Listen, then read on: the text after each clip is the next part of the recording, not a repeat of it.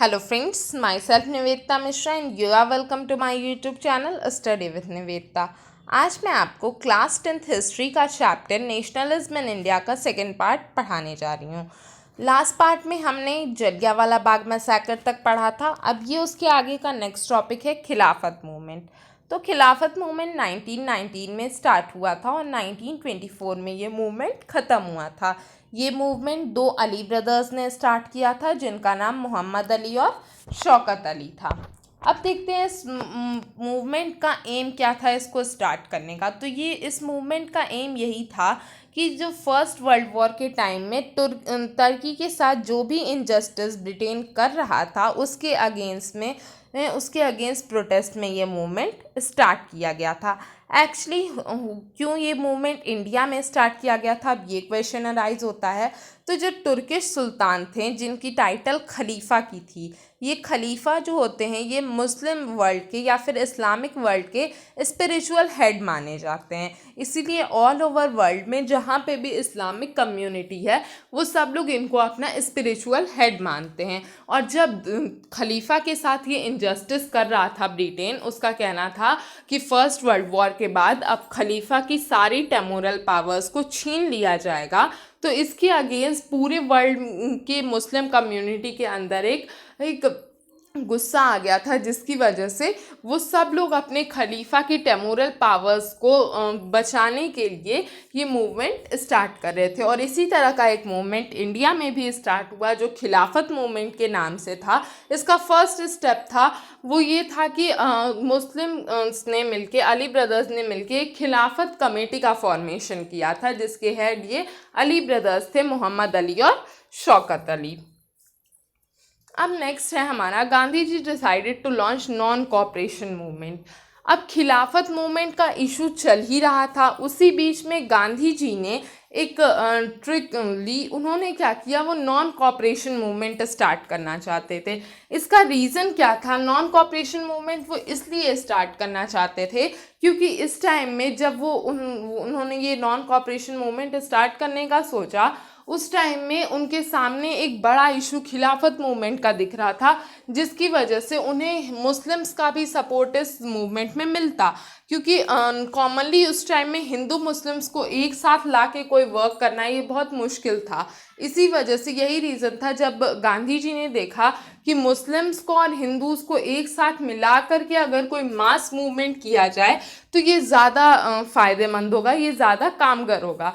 इसीलिए गांधी जी ने इसे बहुत अच्छा मौका ढूंढा। अब इसके मेन रीजंस क्या क्या हैं, देखिए। First world war added to the misery of India and people, heavy taxes, high prices, famines and epidemics made people's life miserable. उस टाइम में लोगों की लाइफ बहुत मिजरेबल, बहुत दयनीय थी स्थिति उन लोगों की। रीज़न क्या था, क्योंकि फर्स्ट वर्ल्ड वॉर की वजह से लोगों के ऊपर टैक्सेस बहुत बढ़ गए थे, हाई प्राइसेस था उस समय हर चीज़ का, फेमाइन हुई थी, एपिडेमिक्स हुई थी। तो ये रीजंस थे। फिर रॉलेट एक्ट की वजह से भी लोगों के अंदर लार्ज स्केल पे प्रोटेस्ट हो रहा था पूरी कंट्री में। जलियांवाला बाग मैसेकर हुआ जो कि पंजाब में इनजस्टिस हुआ, जिसकी वजह से सिर्फ पंजाब ही नहीं पूरे इंडिया में लोगों के अंदर एक एंग्री थी, पूरी इंडियंस एंग्री थे और वो इसके अगेंस्ट प्रोटेस्ट करना चाहते थे। फिर Muslims became unhappy due to ill treatment of Turkey, they started Khilafat movement. और मुस्लिम्स भी इस टाइम में इनहैप्पी थे खिलाफत इशू की वजह से और वो खिलाफत मूवमेंट स्टार्ट करना चाहते थे। तो इन सारे रीजंस को मिल करके खिलाफत मूवमेंट स्टार्ट करने का नॉन कॉपरेशन खिलाफत मूवमेंट को अडॉप्ट करने के लिए आइडिया जब गांधी जी ने सबके सामने रखा, तो उसके लिए कांग्रेस का सेशन हुआ नागपुर में 1920 में, जिसमें नॉन कॉपरेशन मूवमेंट के आइडिया को अडॉप्ट किया गया। उसके आइडिया को गांधी जी ने सबके सामने रखा। अब impact of non cooperation movement, ये नॉन कॉपरेशन मूवमेंट अडॉप्ट तो कर लिया गया, लेकिन लोगों के ऊपर इसका क्या इम्पैक्ट पड़ा, कैसे ये लोगों ने इसको अपने ढंग से लिया, ये देखते हैं। So non cooperation movement Gandhi ji की लीडरशिप में 1920 में लॉन्च हुआ। इसका एम क्या था, जो पंजाब में इनजस्टिस हुआ और तुर्की में जो भी इनजस्टिस हो रहा है उसके अगेंस्ट प्रोटेस्ट करना, और सबसे मेन मोटो जो था इसका, टू अटेन स्वराज, स्वराज को पाना, इंडिपेंडेंस को पाना। फिर educated middle class led to the movement in towns and cities, educational institution, law courts and foreign goods were boycotted. Educated middle class ने इसमें बढ़ चढ़ के हिस्सा लिया। उन्होंने टाउन्स और सिटीज़ में मेनली एजुकेटेड मिडिल क्लास ने उन्होंने अपने एजुकेशनल इंस्टीट्यूशंस को छोड़ दिया, लॉ कोर्ट्स वगैरह और फॉरेन गुड जितने भी थे सबका बॉयकॉट किया गया। मीन्स अब कह सकते हैं सारी ऐसी चीज़ें जो मीन्स ब्रिटिश गवर्नमेंट को या कॉलोनियल गवर्नमेंट को सिग्निफाई कर रही थी, उन सारी चीज़ों का बॉयकॉट किया गया। Now differing stand with in the non cooperation movement. अब इस मूवमेंट की एक खासियत थी। अब इसका मोटो तो था कि स्वराज को अटेन करना, लेकिन हमारे इंडिया के ही अंदर हर एक पीपल के लिए स्वराज की मीनिंग अलग थी। सब स्वराज को अपने तरीके से, अलग तरीके से देखते थे। हर एक के लिए अपने इंडिपेंडेंस का मतलब अलग था। यही रीज़न था कि हर एक जगह पर इस मूवमेंट में अलग अलग चीज़ें देखने को मिली। सब अपने अलग अलग रीज़न के लिए इस मूवमेंट को सपोर्ट कर रहे थे। पहला है movement in towns and cities. Towns और सिटीज़ में इस मूवमेंट को कैसे लिया गया? So educated middle class led the movement in towns and cities. Educated middle class ने स्टार्ट किया एजुकेशनल इंस्टीट्यूशंस को, लॉ कोर्ट्स को, काउंसिल इलेक्शंस को, हर जगह बॉयकॉट किया गया। लेकिन यहाँ एक पॉइंट और सामने आता है, काउंसिल इलेक्शन को हर जगह तो बॉयकॉट किया गया, लेकिन सिवाय मद्रास में काउंसिल इलेक्शंस को बॉयकॉट नहीं किया गया था, क्योंकि वहाँ पे जो पार्टी थी, वहाँ पे जो मीन्स मेन पार्टी वहाँ की थी, उनका ये मानना था कि काउंसिल इलेक्शन ही एक ऐसा तरीका है जिसके थ्रू हम गवर्नमेंट के हिस्से में कुछ पावर ले सकते हैं। इसी रीज़न से उन्होंने काउंसिल इलेक्शन को बॉयकॉट नहीं किया था, सिर्फ मद्रास में। बाकी ऑल ओवर इंडिया में काउंसिल इलेक्शंस को लोगों ने बॉयकॉट कर दिया था। फिर foreign goods and other goods were burnt in bonfire. Foreign goods और क्लोथ्स की और अदर गुड्स की बोनफायर, होलिका जलाई गई। लोगों ने खादी क्लोथ्स को यूज़ करना स्टार्ट कर दिया। गवर्नमेंट सर्वेंट्स ने अपनी अपनी जॉब्स को छोड़ दिया। लिक्वर शॉप्स को पिकेटेड, तोड़ दिया गया। तो ये सारे पॉइंट्स ये दिखाते हैं कि किस तरीके से नॉन कॉपरेशन मूवमेंट टाउन्स और सिटीज़ में चला। Non cooperation movement slowed down in towns and cities because, लेकिन जल्दी ही ये जो नॉन कॉपरेशन मूवमेंट टाउन्स और सिटीज़ में चल रहा था, ये बहुत जल्दी ही स्लो डाउन हो गया। रीज़न क्या था? तो खादी क्लोथ्स जो वो प्रेफर कर रहे थे फॉरेन क्लोथ्स की जगह, वो बहुत कॉस्टली थे, पुअर पीपल्स इन्हें खरीद नहीं सकते थे। इंडियंस ने ब्रिटिश इंस्टीट्यूशंस को बॉयकॉट तो कर दिया, लॉ कोर्ट्स, इंस्टीट्यूशन मतलब ब्रिटिश को सिग्निफाई करने वाले सारे इंस्टीट्यूशंस का उन्होंने बॉयकॉट तो कर दिया, लेकिन अब उनके सामने प्रॉब्लम ये थी कि उनके पास अल्टरनेटिव इंस्टीट्यूशंस नहीं थे। अगर वो कॉलोनियल गवर्नमेंट के इंस्टीट्यूशन को नहीं यूज़ करेंगे तो उनके पास उसके अलावा और कोई अल्टरनेटिव ऑप्शन नहीं था। इसीलिए लोगों ने इस बॉयकॉट को धीरे धीरे छोड़कर फिर से उन्होंने अपने इंस्टीट्यूशंस ज्वाइन करना स्टार्ट कर दिए। यही रीज़न था कि क्यों मूवमेंट स्लो डाउन होने लगा। Now movement in country side villages में कैसे ये मूवमेंट चला? तो पीजेंट्स मूवमेंट के नाम से ये नॉन कॉपरेशन मूवमेंट विलेजेस में चला।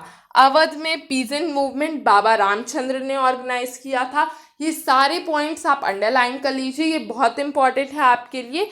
ये एग्जाम्स में मल्टीपल चॉइस क्वेश्चंस की तरीके से पूछे जाते हैं। सो अवध में पीजेंट मूवमेंट किसने ऑर्गेनाइज किया? बाबा रामचंद्र ने। It was against landlords and talukdars, reduction of rent and abolition of बेगार were the main demand।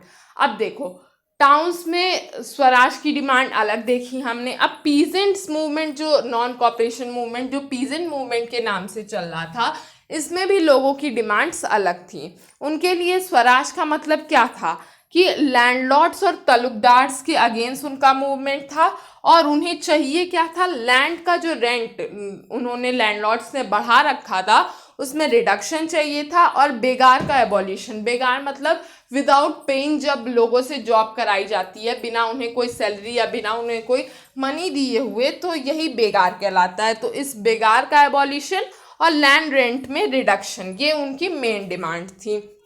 उन्होंने अवध किसान सभा का भी फॉर्मेशन किया था इसके लिए। नाउ ट्राइबल मूवमेंट ये इससे पहले हमने देखा विलेजेस में कैसे मूवमेंट चले। अब फॉरेस्ट वगैरह में ट्राइबल पीपल्स ने नॉन कॉपरेशन मूवमेंट को कैसे लिया ये देखते हैं. So in the Gudem hills of Andhra Pradesh tribals started a movement under the leadership of Alluri Sitaram Raju. Gudem hills जो है आंध्र प्रदेश की, वहाँ पे ट्राइबल पीपल्स ने ये जो मूवमेंट स्टार्ट किया वो अलूरी सीताराम राजू के लीडरशिप के अंडर में स्टार्ट किया था. ट्राइबल्स पीपल क्या चाहते थे कि उनके ट्रेडिशनल राइट्स, जो भी फॉरेस्ट के ऊपर उनके ट्रेडिशनल राइट्स हैं, उन्हें वापस कर दिया जाए. Method followed by tribals and peasants are against Gandhian method of non violence. They followed violent method of struggle. अब देखिए विलेजेस में और ट्राइबल पीपल्स के द्वारा, पीजेंट्स और ट्राइबल पीपल्स के द्वारा जो भी इस मूवमेंट में वर्क किया जा रहा था ये गांधी जी के मेथड के अगेंस्ट था. क्यों? क्योंकि गांधीयन मेथड जो था वो नॉन वायलेंस का था, अहिंसा का था. लेकिन ये लोग जब मूवमेंट करते थे तो ये वायलेंट तरीके से करते थे, क्लैशेस करते थे, स्ट्रगल्स करते थे. इसी वजह से इनका मूवमेंट अलग था उनसे. ये अलूरी सीताराम राजू की एक पिक्चर दिखाई गई है. Then movement in plantation. अब प्लांटेशंस में कैसे ये मूवमेंट चला? तो workers in plantation of Assam demanded the right to move freely in and out of the state.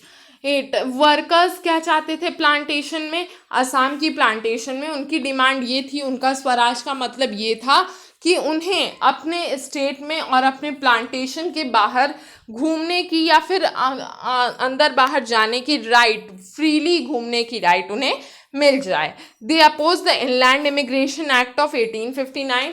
ये इनलैंड इमिग्रेशन एक्ट ये बहुत इंपॉर्टेंट है जो 1859 में हुआ था. इस एक्ट के अकॉर्डिंग कोई भी प्लांटेशन वर्कर बिना परमिशन के वहाँ उस प्लांटेशन को छोड़ नहीं सकता, उस प्लांटेशन से बाहर नहीं निकल सकता, और ये परमिशन बाहर जाने की उन्हें कभी दी ही नहीं जाती थी. इसीलिए उन्होंने ये इनलैंड इमिग्रेशन एक्ट को अपोज किया, जिसकी वजह से उनकी राइट टू फ्री मूवमेंट ली जा रही थी, छीनी जा रही थी. When they heard about the non-cooperation movement, they moved to their villages. जब उन्होंने नॉन कॉपरेशन मूवमेंट के बारे में सुना तो वो अपने विलेजेस की तरफ जाने लगे हैं. वो they thought that Gandhi Raj was coming and every one would be given land in their villages. उनका मानना ये था कि गांधी राज इज कमिंग, गांधी राज आ रहा है, एंड अब से हर किसी को अपने अपने विलेजेस में लैंड दी जाएगी और सबको अपने विलेजेस में रहना है. However they were caught and bought back. लेकिन ये मूवमेंट में ये भी अपने मूवमेंट में सफल नहीं हुए और जल्दी ही इन्हें पकड़कर वापस प्लांटेशन में ला दिया गया. Now withdrawal of non cooperation movement. अभी तक हमने देखा किस तरीके से अलग अलग स्ट्रैंड्स इस मूवमेंट के अंदर थे, और ये भी देखा कि किस तरीके से ये मूवमेंट स्लो डाउन होने लगा. अब ये नॉन कॉपरेशन मूवमेंट को जल्दी ही विड्रॉ कर दिया गया 1 साल के अंदर अंदर. रीज़न क्या था देखते हैं. Gandhi ji withdraw the non cooperation movement because क्या क्या रीजंस थे. Movement become violent in some places. In February 1922 in Chauri Chaura Uttar Pradesh people turned violent and set fire to police station. 22 policemen were killed in this incident. Gandhi ji was against violence. इसका reason क्या था? पहला main reason जो है इसका, ये movement जगह जगह पर वायलेंट हो रहा था, हिंसात्मक हो रहा था ये मूवमेंट. जैसे कि यूपी में गोरखपुर के पास एक प्लेस है चौरी चौरा, जहाँ पे February 1922 को इस मूवमेंट में बहुत ज़्यादा वायलेंट टर्न ले लिया और लोगों ने, वहाँ पे रहने वाले लोगों ने पुलिस स्टेशन में फायर सेट कर दी ही, और उसके जिस फायर की वजह से 22 पुलिसमैन उसमें मारे गए थे इस इंसिडेंट में. और इसी वायलेंट मूवमेंट को देख करके गांधी जी बहुत अपसेट हुए थे और उन्होंने ये इस मूवमेंट को विड्रॉ कर दिया था. The movement slow down in urban areas. ये मूवमेंट अर्बन एरियाज़ में भी धीरे धीरे स्लो हो रहा था. रीजंस हमने देखे क्यों हो रहा था सिटीज़ में. He thought that it was necessary to train the people in non violent satyagraha. अब गांधी जी का मानना ये था कि जैसा कि उन्होंने देखा ये नॉन वायलेंट मूवमेंट को इतना वायलेंट बनाया जा रहा है, जगह जगह पर क्लैशेस हो रहे हैं, तो उनका मानना ये था कि किसी भी नॉन वायलेंट मूवमेंट को स्टार्ट करने से पहले सत्याग्रही इसको एक बार ट्रेन करना ज़्यादा ज़रूरी है. Now significance of non cooperation movement. Significance क्या इंपॉर्टेंस रही इसकी. So non-cooperation movement was large-scale mass movement. It attracted common peoples from all social groups. Non cooperation movement large scale mass movement था जिसने बहुत सारे कॉमन पीपल्स और social groups को अपनी तरफ अट्रैक्ट किया था. नॉन कॉपरेशन मूवमेंट और खिलाफत मूवमेंट ये एक साथ चले जिसकी वजह से हिंदू मुस्लिम की यूनिटी भी दिखाई देती है. Peasants and tribals movement become a part of Indian national movements. Peasants और ट्राइबल्स भी ही इंडियन नेशनल मूवमेंट में इस मूवमेंट की वजह से कंट्रीब्यूट किए थे. It was a non violent movement, so it popularise the Gandhian idea of non violent satyagraha. ये था तो एक नॉन वायलेंट मूवमेंट ही, भले ही इसे बाद में वायलेंट बना दिया गया तो क्या, लेकिन ये रियलिटी में एक नॉन वायलेंट मूवमेंट था, अहिंसात्मक जंग थी.